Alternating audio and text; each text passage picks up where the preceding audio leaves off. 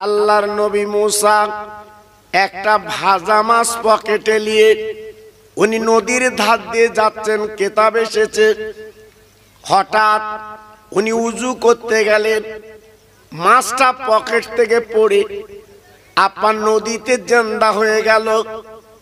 ওই মাছ জিন্দা হয়ে নদীর মধ্যে চলে গেল।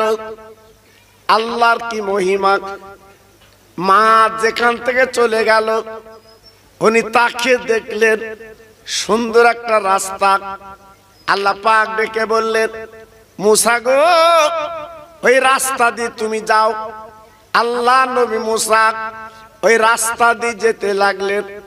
যেতে যেতে যেতে যেতে বাবা বিশাল দরিয়া সমুদ্র বাপ এইবার যে দেখে ওই নদীর তলায় একজন সুন্দর চেহারার মানুষ, কি সুন্দর মুখের আকৃতি, কি সুন্দর দাড়ি টুপি, আপনার হেলাম দিয়ে বসে আছে। আল্লাহর নবী মুসা সালাম দিলেন, উনি জবাব দিলেন, ওয়ালাইকুমুস সালাম। বাবা তোমার নাম কি? বলে আমার নাম মুসা আলাইহিস সালাম। বলে হুজুর, আজকের অনেক সাধনার পরে আমি আপনাকে দেখতে পেলাম। আপনার চেহারা দেখে মনে হচ্ছে আপনি একজন মহাজ্ঞানী মানুষ। তবে হুজুর, মাছ আমার পথ দেখিয়েছে, আমি যখন পথ দেখে এসেছি আপনি আমার সঙ্গে করে নিন, আমি আপনার সঙ্গে কিছুদিন জীবন যাপন করি। যিনি পানির তলায় তথা আপনার দরিয়ার তলায় নদীর তলায় যিনি ছিলেন উনি কে? উনি হযরতে খাজা খেজের আলাইহিস সালাম। ও ভাইরা রে, পৃথিবীর জমিনে আমার আল্লাহ এক একটা দায়িত্ব দিয়েছেন। তাই খাজা খেজরা সাল্লাম উনি পানির তলায় বসে সব দেখভাল করেন।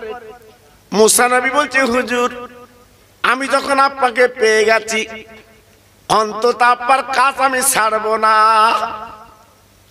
খাজা খেজরা সাল্লাম বলেছিলেন, ও বাবা মুসা, তুমি হলে আল্লাহর পয়গম্বর, আল্লাহর জলিলুল কদর নবী, তুমি আমার সঙ্গে জীবন কাটাবে, আমার সঙ্গে তুমি থাকবে। আমার সঙ্গে থাকলে আমি যা কাজ ক্রিয়া করব তুমি সহ্য করতে পারবে না। যাও যাও, তুমি চলে যাও। আল্লাহ নবী মুসা বলেছিলেন, হুজুর গো, আপনাকে যখন আমি পেয়ে গেছি আমি আপনার সাথ ছাড়বো না, আপনার সঙ্গে আমি কিছুদিন জীবন যাপন করি। বড় বড় ওলি, তারা ওলিদের সোহবতে দুয়ায় তারা ওলি হয়েছে। বাবা আমার দাদা পীরের পীর, যিনি মুজাদ্দিদুজ জামান, যিনি ফুরফুরা শরীফে শুয়ে আছেন, ওনার পীরকে কলিকাতা মানিক তলায় সুফি ফাতালি ওয়াসি রহমাতুল্লাহ আলাইহি উনি বায়াত হয়ে আরো আরো তাওয়াত জ্বালিয়েছিলেন। জি, এই রূপ ইনি তো নবী পয়গম্বর। বলছে, হুজুর আমি আপনার সঙ্গে একটু জীবন কাটাবো। খাজা খেজরা সাল্লাম বলছে, বাবা তুমি থাকতে পারবে না, আমার যা কাজ ক্রিয়া তুমি সহ্য করতে পারবে না। বলছে, না হুজুর আমি কিছু বলবো না। ঠিক আছে বাবা। আল্লাহর ওলি নবীকে নিয়ে বাবা নদীর ধার দিয়ে যাচ্ছেন। কিতাব এসেছে নদীর ধার দিয়ে যেতে যেতে যেতে বাবা নদীর পাড়ে একটা সুন্দর নৌকা ছিল, দেখতে খুব সুন্দর। খাজা খেজরা সাল্লাম কি করলেন, বাবা নৌকায় উঠে দেখলেন একটা কুরুল ছিল, ওই কুরুলটা নিয়ে বাবা নৌকার একটা কোনা উনি ভেঙে দিলেন। আল্লাহর নবী মুসা উনি দেখে তো অবাক, আজকের খাজায় খেসাল্লাম ইনি একজন আল্লাহর মাহবুব, আল্লাহর বান্দা, এত জঘন্য কাজ তো সহ্য করা যায় না। তাই সহ্য না করতে পেরে উনি বলেন, হুজুর আপনি এমন কাজটা কেন করলেন? কোন গরিব বেচারি নৌকা ভাড়া কেটে কেটে সংসার চালায়, বিবি বাল বাচ্চার গালে আহার দেয়, আর আপনি আল্লাহর মাহবুব, আপনি নৌকাটা ভাঙলেন কেন? কারণটা কি? খাজায় খেজের বলেছিলেন, ও বাবা মুসা গো, আমি তো প্রথম তোমার বলেছি বাবা আমার কাজ কিরা তুমি সহ্য করতে পারবে না, তুমি যাও যাও চলে যাও চলে যাও। মুসা নবী বলছে, হুজুর আমার ভুল হয়ে গেছে, আমি আর আপনার কিছু বলবো না। হুজুর আমার ভুল হয়ে গেছে, আমার অন্যায় হয়ে গেছে প্রতিবাদ করা, আমি আর বলবো না। বলে বাবা ঠিক আছে, আজ যেন মুখ খুলবো না। জি আজকে অনেকে বলে আমরা হকবাদী, হক কথা বলি। এই হক কথা বলতে গেলে নিজে তো আগে হকবাদী হতে হবে, তারপর তো হক কথা বলতে হবে। জি আমি যে একজনের নাড়বো তা আমি কি, এটা তো জানতে হবে বাবা। কলসি তলা ছিদ্র, আর তুমি অন্যের ছিদ্র দেখে বেড়াচ্ছ। আল্লাহু আকবার। জি খাজা সাল্লাম মুসা নবীকে নিয়ে বিরাট বড় ময়দান মাঠ যাচ্ছে, যেতে যেতে তাকিয়ে দেখে কতগুলো বাচ্চা ছেলে খেলা করছিল। আল্লাহর মাহবুব হযরতে খাজা সাল্লাম কি করলেন, একটা পাথর নিয়ে ওই বাচ্চাদের ভিতরে এমন করে মারল, একটা ছোট্ট বাচ্চা মাথায় লেগে ছটপট করে মারা গেল। মুসা নবী উনি চিন্তা করতে লাগলেন, আল্লাহ আমি এমন একটা সোহবাতে লোকের সঙ্গে থাকছি যে মাসুম বাচ্চা, যার কোনো গুনাহ নেই, যার কোনো পাপ নেই, আজকে সেই বাচ্চাটার মারল। এত প্রতিবাদ না করে সহ্য করা যায় না। বলে হুজুর আমি মনে মনে করছিলাম কিছু বলবো না, কিন্তু আপনি যে কাজটা করলেন এত মারাত্মক অন্যায়। ওই মাসুম বাচ্চা, ওর গুনাহ নেই, ওর কোনো পাপ নেই, আপনি মাসুম বাচ্চাটার মারলেন কেন? আপনি মেরে ফেললেন কেন? একটুখানি জানতে চাই। বলে বাবা মুসা রে, আমি তোমার বলেছি তুমি সহ্য করতে পারবে না আমার কাজ ক্রিয়ায়, যাও যাও বাবা তুমি চলে যাও, আমার সঙ্গে তুমি থাকতে পারবে না। মুসা নবী বলে সর্বনাশ, এ তো প্রতিবাদ করো বিপদ। চোখের সামনে একটা বাচ্চা ছেলের মারলো, ছটফট করে মরে গেল, আর আমি প্রতিবাদ করেছি বলে আমাকে রাখবে না। চিন্তা করছি। হযরতে মুসা নবী বলছে, হুজুর আমার আবার ভুল হয়ে গেছে। তা বলছে কতবার ভুল স্বীকার করবে তুমি? হ্যাঁ আমি বাচ্চাটার মেরেছি, মরে গেছে, এ তোমার কষ্ট হচ্ছে কেন? বলছে হুজুর আমি একজন নবী না, আমি দেখে সহ্য করতে পারি, এই জন্য প্রতিবাদ করেছি। বলছে বাবা প্রতিবাদ করার দরকার নেই, তোমার পথ তুমি দেখো। বলছে হুজুর এইবার যদি আমি প্রতিবাদ করি আপনার কাছ থেকে আমি চলে যাব, কথা দিচ্ছ তো? হ্যাঁ। বড় শিক্ষামূলক কথা বলছি কিন্তু বাবা, এই যে অহংকার, এই যে গর্ব, এই যে তাকব্বুরি আমি করেছি, বাপ তৈরি করে গেছে, ছেলে এখন মোড়ল। আমাকে তো বুঝতে পারিনি। এই তুমি একটু খেটে করো না বাবা। হ্যাঁ, ওই ভাঙড় থানার আশপাশে 2 শতক জমি লোকের একটা দোকান করো না। বাপ করে গেছে, গোপ পাক দিচ্ছে, আমি করি জি। বাপের যে কত কষ্ট হয়েছে বাপ জানে, আমি তুমি বুঝবো কি করে জি। এই যে অহংকার করতে নেই, আজকের অহংকার করছি বলে আজকের আমাদের পতন বাবা। মারছে কারা? মুসলমান। মরতেছে কারা? আমার জাত মুসলমান। লাস্টের বেলা বলতে আমি বুঝতে পারিনি। দেখেছেন, এই জন্য দুঃখ লাগে বাবা, খুব কষ্ট হয়। আমার অস্তপার ইউটিউবে শোনেন, আমার চেনেন তো বাবা। মুসা নবী বলছে হুজুর ওর মা বাপেরও মেরে দিত। বলছে হ্যাঁ। বলছে তাই ঠিক আছে জি। মুসা নবী বলছে হুজুর এটা নাই হলো, কিন্তু পাঁচিল সোজা করলেন কেন? গালিগালাজ করলো, আপনি পাঁচিল সোজা করলেন কেন? জি জি। একজন বাদশার মন্ত্রী বেড়াতে গেছে বাবা, হঠাৎ আল্লাহর কি কুদরত, এখন ওই বাদশার একটা আঙুল কেটে যায়। আঙুল কাটার পরে গোলামকে বলছে, গোলাম আমার আঙুল কেটে গেছে, আমার বড় যন্ত্রণা হচ্ছে। তা গোলাম তখন বলল আলহামদুলিল্লাহ, আল্লাহর প্রশংসা, আল্লাহ যেটা করে ভালোর জন্য করে। আপনার আঙুল কেটে গেছে, আমি খুব খুশি। বাদশা বলছে তোর এত বড় চুলকুনি, তুই আমার গোলাম আর আমার আঙুল কেটেছে, আহুয়া করবি কি? তুই বলছি আল্লাহ আলহামদুলিল্লাহ, আল্লাহ যেটা করে ভালোর জন্য করে, চল তোর কারাগারে বন্দি করব জি।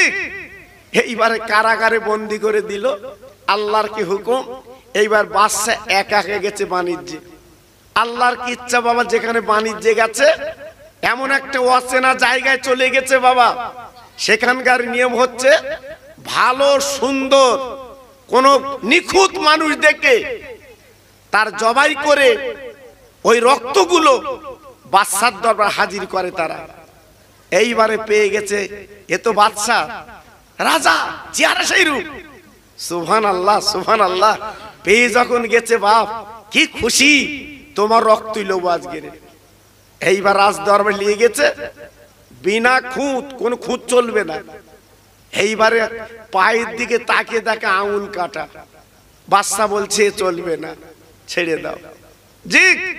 ও কি করলো, এইবারে আস্তে আস্তে আস্তে আস্তে এসে গোলামকে বলছে, গোলাম তুই যে আলহামদুলিল্লাহ বলেছিলিস, আমি তোকে কারাগারে বন্দি করেছিলাম, কিন্তু এখন বুঝতে পারছি আলহামদুলিল্লাহর মানে কি।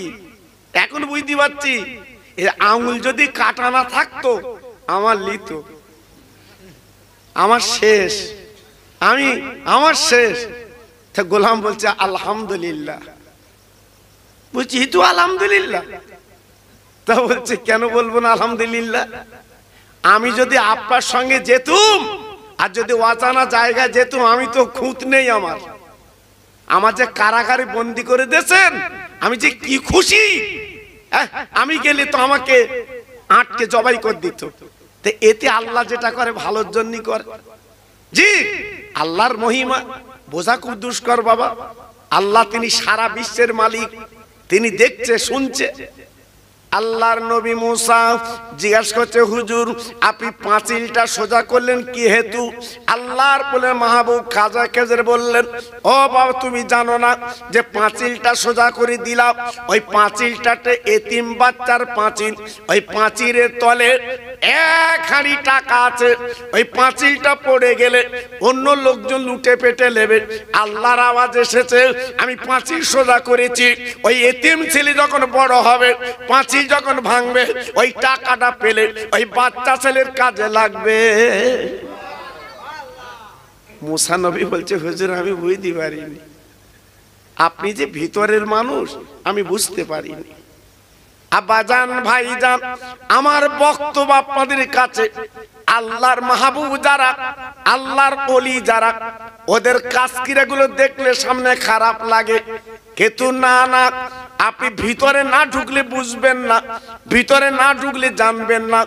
আমার বসিরহাট পীরের মতো আলেম আজকের আল্লাহ পাক যার এলেম দিয়েছিল বাপ, আমার দাদা পীরের পা টিপেছে, আমার দাদা পীরের গা টিপেছে। কেন কেন? আমার বসিরহাট পীর এলেম কি কম ছিল বাবা? যাকে হাদিসের হাফেজ বলা হতো। ভাইরা বাবাজিরা, সেই সময়ের দিনে এমন আলেম আর জন্ম নেবে না বাবা। আল্লাহ পাক এত তাওয়াজ্জুহ দিয়েছিলেন, কিন্তু আমার দাদা পীরের পা টিপলেন কেন? আমার দাদা পীরের পানি তুললেন কেন? আমার দাদা পীরের কুলুগলিয়ে বেড়ালেন কেন? ও ভাইরা বাবাজিরা, আজকের সামনের এলেম তথা জাহির এলেম আল্লাহ দান করেছিল এই বাতিন এলম শেখার জন্য। আমার দাদা পীরের গোলামি করেছিলেন। জি, কেমন এলেম আল্লাহ দিয়েছিল ইউটিউবিতে আছে, আপনারা শুনেছেন মনে হয়। জি, আপনারা শুনেছেন। একজন হাজি হজ করতে যাবে, তার বউকে বলে গেছে, তুই যদি বাপের বাড়ি যাস 3 তালাক, 3 তালাক যদি বাপের বাড়ি যাস। হাজি তো খেজো, 2টা একটা হাজি আছে বাবা খেজো। জি, বাপের বাড়ি গেলি 3 তালাক। আল্লাহু আকবার। এখন আল্লাহর কি মহিমা, হাজি হজে গেছে, এখন বোর বাপ মরে গেছে। ভাইরে এসে বলছে, বোন চলো, আব্বা মরে গেছে, মরা মুখটা দেখে মাটি দেবা। হ্যাঁ, ও তখন বলছে, ভাইকে বলছে, শোনো আমি যাব না। কেন? আমি গেলে তোরা দুলা ভাই বলে গেছে 3 তালাক, আমার আর ভাত নসিবে হবে না, আমি যাব না। এই বোনের ভাইরা ছিল খেজো, বোনের বলছে চল, মরে গেছে, মরা মুখটা দেখ, হাজি আগে ফিরুক, ওর হজ বের করে দেবো। এত বড় কথা বলে যায়। জি, এইবার তো ভাই ধরে বেঁধে নিয়ে গেল। মোটামুটি বাপের মরা মুখ দেখে মাটি টাটি দিয়ে কান্নাকাটি করে চলে এলো। হাজি যেই দেশে ফিরেছে, গ্রামে ফিরেছে, হঠাৎ একদল মানুষ যে বলছে, হাজি সাহেব খবরদার যেন বউর হাতের কিছু খাবা না, খবরদার যেন বউর সাথে কথা বলবা না। কেন? বলে আমরা সবাই জানি তুমি বলেছিলে বাপের বাড়ি গেলি 3 তালাক, ও কিন্তু বাপের বাড়ি গেছে। হাজি সাহেব এসে বলছে, একটুখানি বলি কথা দূর থেকে। বৌরি বলছে, হ্যাঁ তুই কি বাপের বাড়ি গেলি? বলে গেলু। বলছে তাহলে তফাত হ, তফাত হ। ও ভাই বাবাজি, বিবির পাগল না না না না না না, বিবির পাগল স্বামী তথা হাজি চিন্তা করতে লাগলো, আল্লাহ আজ আমার বিবি তো তফাত হয়ে গেল, তালাক হয়ে গেল, জীবনে তো পাবো না। এই চিন্তা করতে করতে বাবা আলেমদের কাছে চলে গেল। ও ভাইরা রে, এই ফতোয়া কোন আপনার কাঠের ব্যবসায় দিতে পারবে না, কোন দোকানদার দিতে পারবে না, একমাত্র আল্লাহর আলেম ফতোয়া দিতে পারে। এই জন্য আলেমদের দাম বেশি, আলেমরাই জানে এর ফতোয়া। জিজ্ঞাসা করছে, হুজুর এখন উপায় কি? সবাই বলছে তুমি যখন বলেছো 3 তালাক, হাতের পানি খাওয়া যাবে না, সত্যি 3 তালাক। মাথার চুল ছিঁড়ে কাঁদছে, কেন আমি বলে গেলাম, এখন উপায় কি? আজ আমার বউ আমার হবে না, চিন্তা করছে। এইবারে ফুরফুরা দরবারে চলে গেল, হুজুর আজকে রে আমি তো একটা অন্যায় করেছি হুজুর, আমার উপায় কি? আল্লাহর হাজি মুজাদ্দেদের জামান আমার দাদা পীরকে সব কথা খুলে বললেন। আমার দাদা পীর বলেছিলেন, ও হাজি গো, আজকে তুমি যে কথা মুখে বলেছো, আজকের এই ফতোয়াটা আমি দেব না, আমার গোলাম আমার মুরিদ রুহুল আমিন উনি কিন্তু দেবে।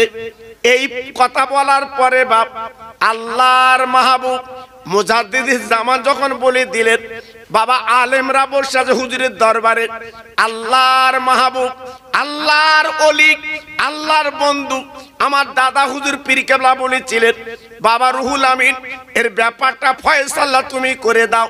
বাবা সব আলেমরা ডেকে বলে হুজুর এ তো কোনো ফয়সালা নেই, এ তো তালাক হয়ে গেছে, অন্য লোকের সঙ্গে বিয়ে দিতে হবে, 3 মাস 10 দিন কাটাতে হবে, তারপর দোসরা বিয়ে করতে পারবে, এর আগে পারবে না।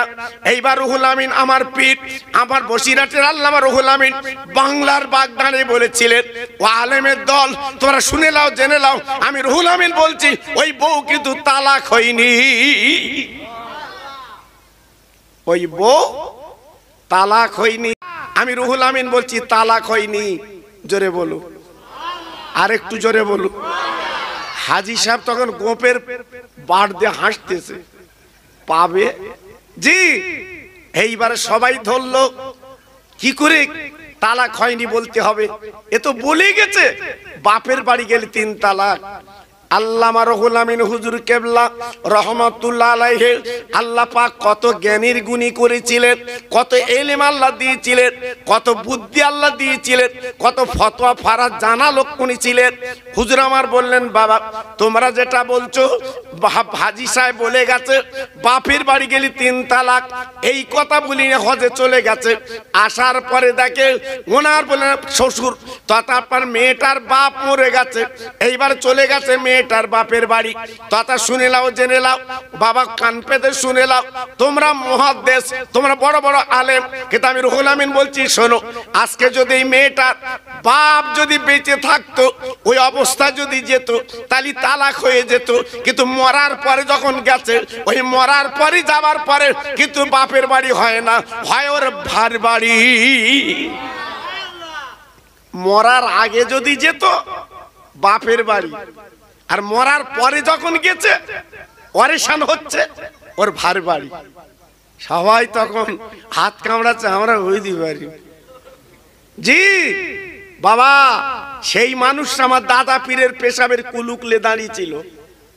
হ্যাঁ, কতবার ইলমের দরিয়া আল্লাহ পাক করেছিলেন বাবা। আপনি টিভিতে দেখেছেন, আমার ওয়াজ শুনেছেন, সুন্দর আল্লাহর নবী, রহমতের নবী, মায়ার নবী, আমার নবীকে বলা হতো আল আমিন। জীবনে কোনোদিন আমার নবী মিথ্যে বলেনি, আমার নবী মানুষকে ঠকায়নি, আমার নবী কোনো মানুষকে ক্ষতি করিনি, আমার নবী জীবনে কোনোদিন মানুষকে আঘাত দেয়নি। তাই সারা পৃথিবীতে একটাই নাম, আমার নবী পাকের নাম হচ্ছে বিশ্ব নবী।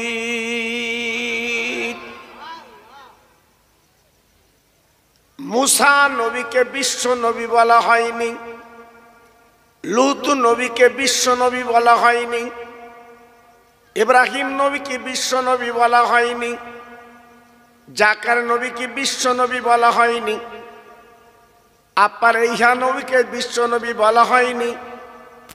1 লাখ মতান্তরে 2,24,000 আম্বিয়া আলাইহিস সালাম কম বেশি পৃথিবীতে ছিলেন, একমাত্র আমার আপনার নবীর নাম বিশ্ব নবী, যেটা কোরআনের ভাষায় আরবিতে বলা হয়েছে ওমা আরসালনাকা ইল্লা রাহমাতাল লিল আলামিন। আমার নবী উনি দয়ার করুণা, দয়ার আদার করে সারা পৃথিবীতে বাবা আমাদের কাছে পাঠিয়েছিলেন। সেই নবীর আদর্শ, সেই নবীর ভালোবাসা আজকের আমরা মুছে ফেলেছি বাবা।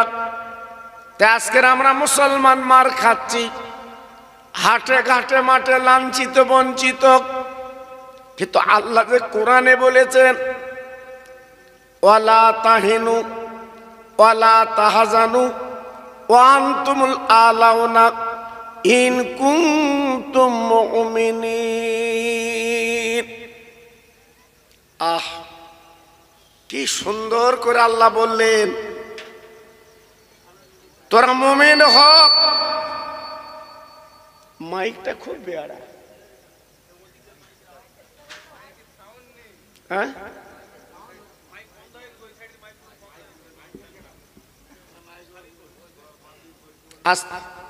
না বাইরে সাউন্ড না যাক, এখানটায় ভালো হবে তো। আগে ওয়াশ করেছি একটা মাইক্রোফোন আর একটা হরে, মানুষ পাগল হয়ে গেছে। আর এখন এক ভ্যান শুধু মেশিন।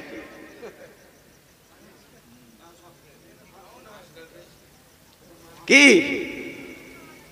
এ বেচ দাও, এ দাও, সে দাও, লাস্টে দেখা যাচ্ছে দাড়ির পাশান মাগতে বাদি খদ্দের চলে যাচ্ছে। কত বলে যাই বা হোক, আর এই কথা বললে একটা আওয়াজ হচ্ছে আলাদা। বক্সের আওয়াজগুলো একটু কমিয়ে দাও তো দেখি বাবু, চলে না? বাইরে আওয়াজগুলো কমিয়ে দাও, পরীক্ষা চলছে।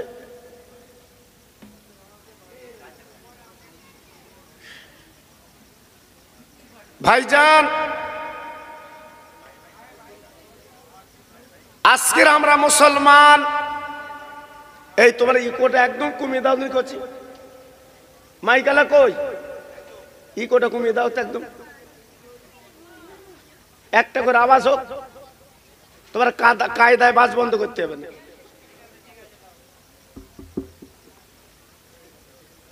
ভাইজান, আজকের আমরা যে মুসলমান, একদম আর বাড়িও না, ওদের হাত দেবে না।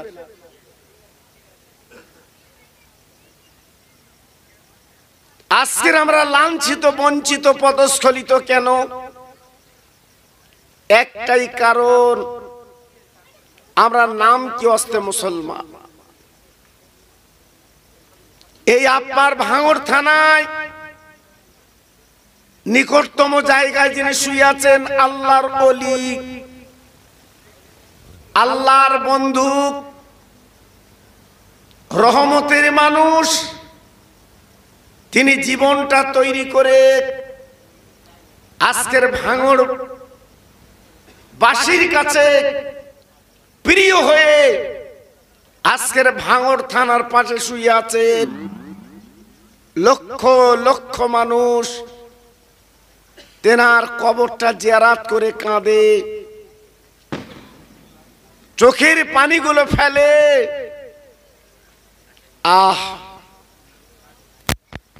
আল্লাহর নবী, রহমতের নবী, মায়ার নবী আমার মুমিনদের দিকে লক্ষ্য করে বলেছিলেন, ও আমার উম্মত মুতানিরা,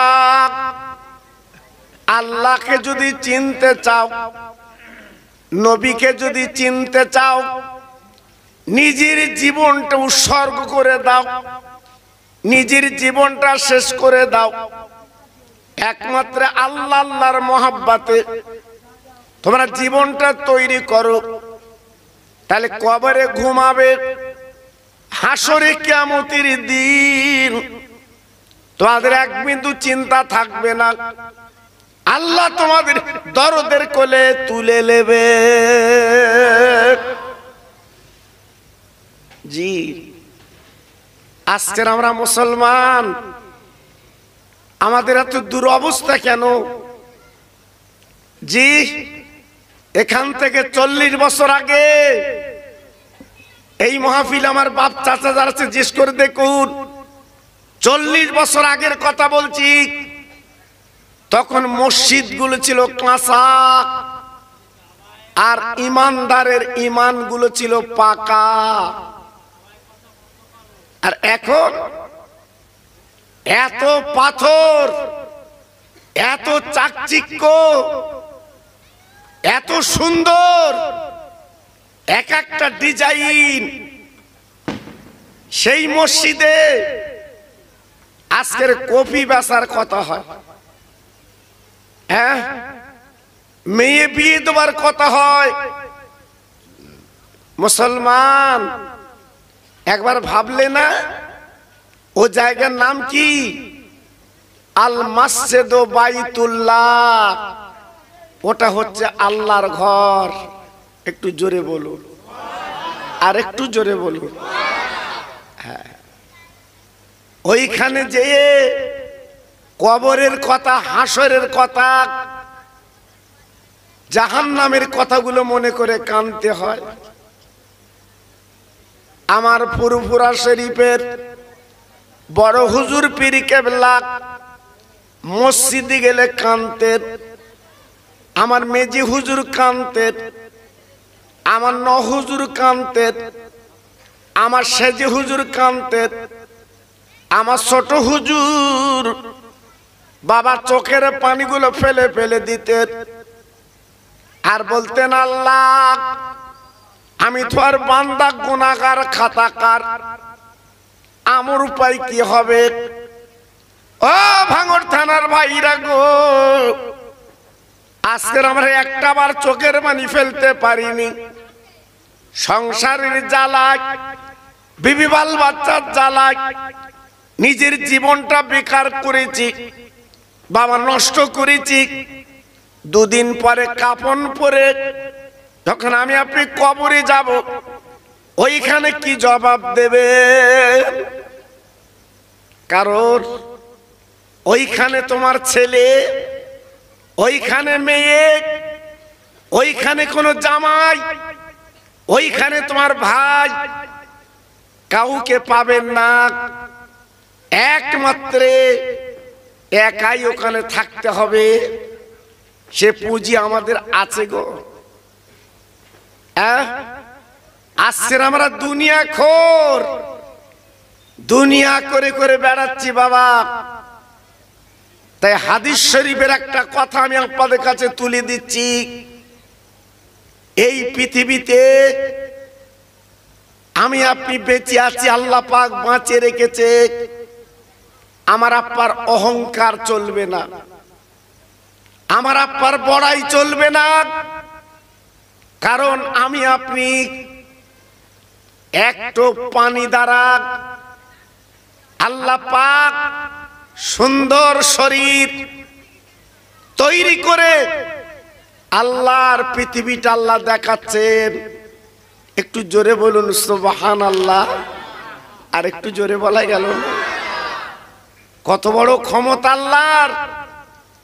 ছিলাম তো একটু পানি, তারপর হলো রক্ত, তারপরে গোশত, তারপর হাড় হাড্ডি। কি সুন্দর মুখের আকার, হাতের জায়গায় হাত, মুখের জায়গায় মুখ। এ কারিগরকে তামাম ব্রহ্মাণ্ডের মালিক আমার আল্লাহ। আর আজকের 70 বছরের জীবন, 60 বছরের জীবন যা করছি বাবা, হ্যাঁ কি জবাব দেবেন? কি করে ঘুমোবেন? একটু ভাবলেন না?